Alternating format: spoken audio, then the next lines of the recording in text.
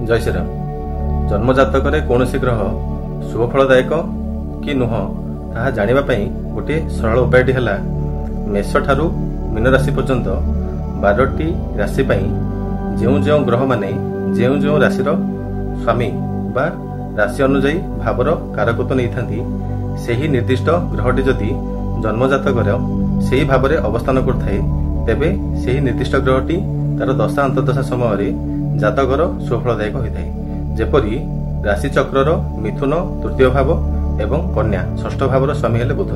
जदि कौनसी जन्मजातक मिथुन अथवा कन्या जदि बुध अवस्थान करथांती किंबा जन्मजातकर तृतीय भाव एवं षष्ठ भाव में जदि बुध अवस्थान करथांती तेबे बुधंकर दशा अंतर्दशा समय जातकटी सुफल प्राप्त करता है। आपणक लग्न जहाँ होइथौ ना कहीं यही नियमटी संपूर्ण रूपे समस्त लागू होता है।